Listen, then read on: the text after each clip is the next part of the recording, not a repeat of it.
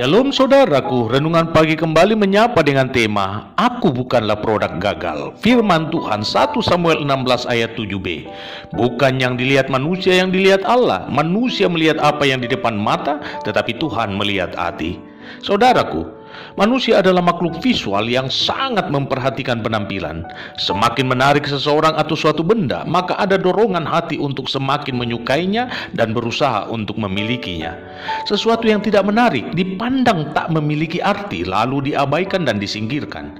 Demikian yang dialami Daud.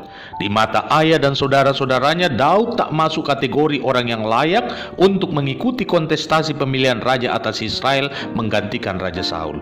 Kisah ini mengingatkan kita bahwa Tuhan memiliki standar yang berbeda dengan manusia. Manusia melihat hanya secara kasat mata, dan apa yang dilihat oleh mata sering menipu. Tampak indah bagian luar, namun bagian dalam penuh dengan kebusukan. Tetapi Tuhan melihat jauh ke dalam hati. Tuhan melihat ke pusat kendali hidup manusia. Ia melihat nurani yang tak pernah menipu.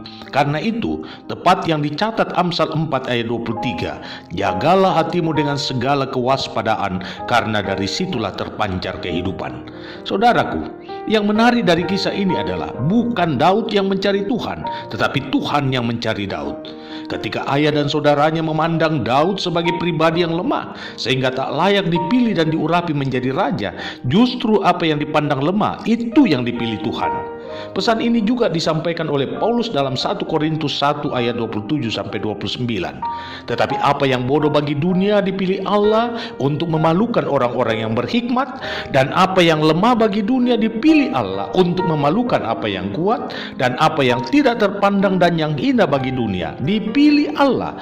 Bahkan apa yang tidak berarti dipilih Allah untuk meniadakan apa yang berarti, supaya jangan ada seorang manusia pun yang memegahkan diri di hadapan Allah.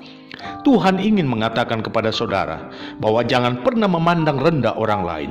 Bahkan ketika saudara dipandang rendah oleh orang lain, jangan berkecil hati. Saudara bukan produk gagal di tangan Tuhan. Dan camkanlah hal ini. Tuhan punya rencana besar dalam hidupmu di saat dunia memandangmu tidak berarti. Katakan di tangan Tuhan, aku sangat berarti. Selamat beraktivitas, Tuhan memberkatimu.